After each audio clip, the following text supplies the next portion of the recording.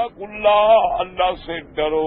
یاد رکھو اسلام کے اندر سب سے بڑی چیز یہ ہے کہ اپنے دل میں اللہ کا خوف پیدا کرے۔ بس جب اللہ کا خوف دل میں پیدا ہو جائے، اللہ کی عظمت پیدا ہو جائے، تو اللہ کا بندہ پھر نافرمانی کرتا ہی نہیں۔ جو اللہ سے ڈرتا ہے وہ نافرمانی کیسے کرے؟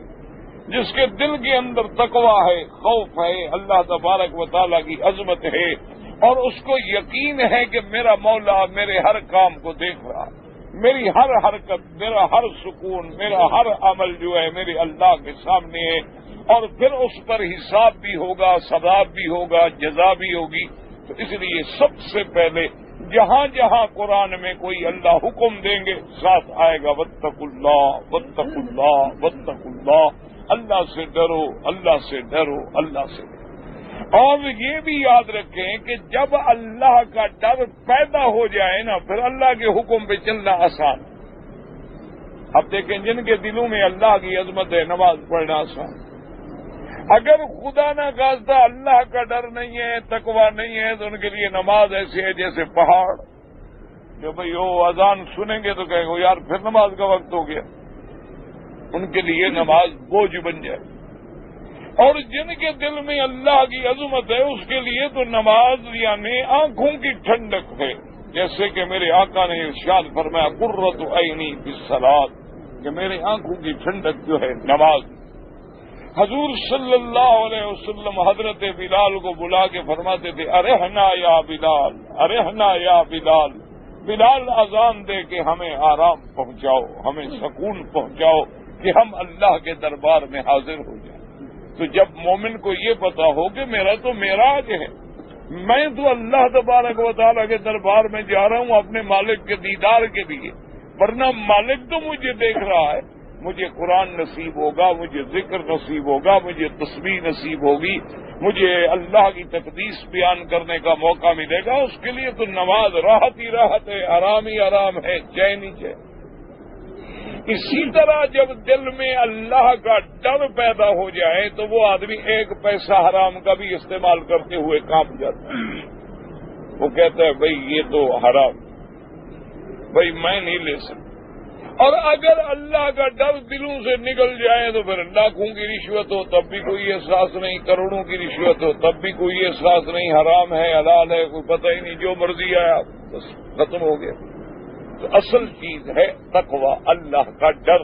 اس لیے ہر جگہ آپ دیکھیں گے یا ایھا الذین آمنوا اتقوا اللہ وذروا ما بقی من الربا، اللہ نے فرمایا ایمان والو اللہ سے ڈرو۔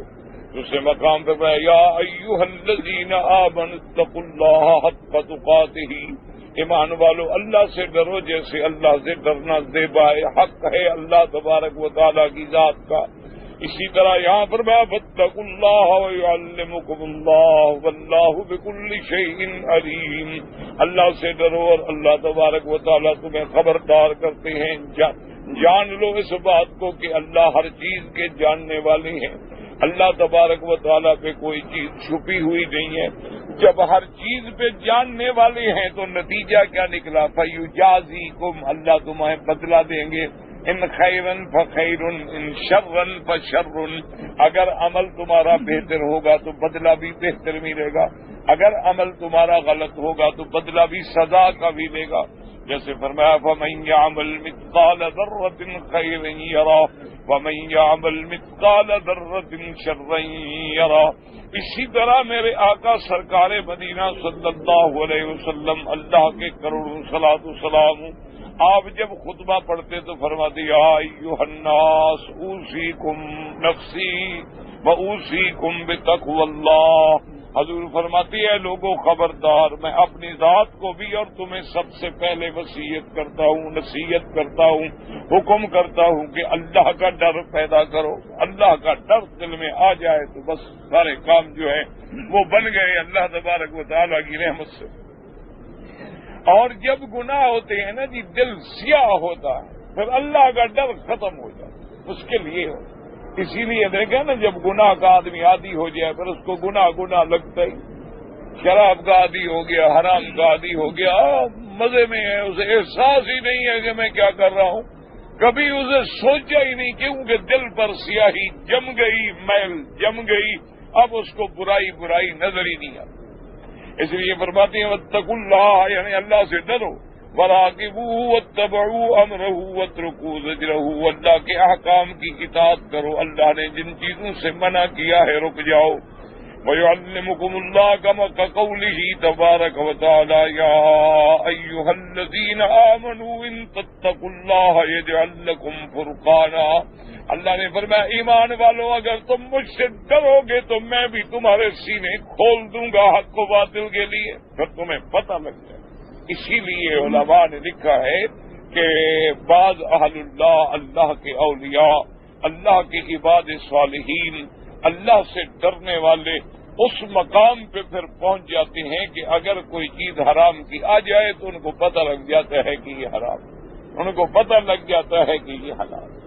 اگر کبھی خدا نہ کرے کوئی ایسی بات بھی ہو جائے تو فوراً وہ نکال دیں گے کبھی یہ بات جو ہے، یا بالکل اللہ پاک ان پہ کیوں یجعل لکم فرقان. فرقان کہتی ہیں الفارق بین الحلال والحرام، الفارق بین الحق والباطل، الفارق بین الصدق والکذب، الفارق بین الظلمت والنور.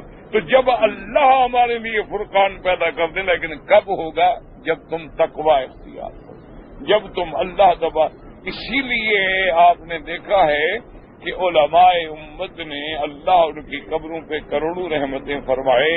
اسی طرح فقہاء کرام نے، محدثین عظام نے رحمت اللہ علیہم کیسے کیسے مسئلے حل کیے ہیں، کیسی کیسی باریکیاں حل کی ہیں، اور قرآن کی ایک ایک آیت پہ انہوں نے کتابیں لکھ دی ہیں. وجہ کیا تھی کہ اللہ کا ڈر تھا، تقوی تھا، عقل حلال تھا، صدق مقال تھا. اللہ نے سینے کھول دی، اللہ تبارک و تعالیٰ نے ان کے لیے روشنی پیدا فرما دی، شرح صدر ہو گیا. اور آج وہی ہوتا ہے لکیر کا فقیر ہے، بس اس سے آگے کوئی بات اس کے دماغ میں آتی ہی نہیں، کیونکہ تقوی ہی نہیں، عقل حلال ہی نہیں، صدق مقال ہی نہیں. اس لیے فرماتے ہیں یا ایھا الذین آمنوا اتقوا اللہ وآمنوا برسولہ یؤتکم کفلین من رحمتہ ویجعل لکم نورا تمشون بہ. اللہ نے فرمایا ایمان والو اللہ سے ڈرو اور صحیح معنوں میں پکا اور پختہ ایمان لے آؤ اپنے رسول پہ. یعنی کیا معنی؟ یؤتکم کفلین من رحمتہ، اللہ تم کو دوہرا اجر دیں گے. وَيَجْعَلْ لَكُمْ نُورًا تَمْشُونَ بِهِ، اللہ تمہارے آگے روشنی کر دیں گے، نور کر دیں گے. کیا معنی؟ یہ نہیں ہوتا معنی کہ لائٹ جل رہی ہے. نور کا معنی ہوتا ہے اللہ سینوں کے اندر ایک انکشاف پیدا کر دیتے ہیں، انشراح پیدا کر دیتے ہیں کہ آدمی پھر الحمدللہ حق پہ چلتا ہے اور باطل سے بچ جاتا ہے.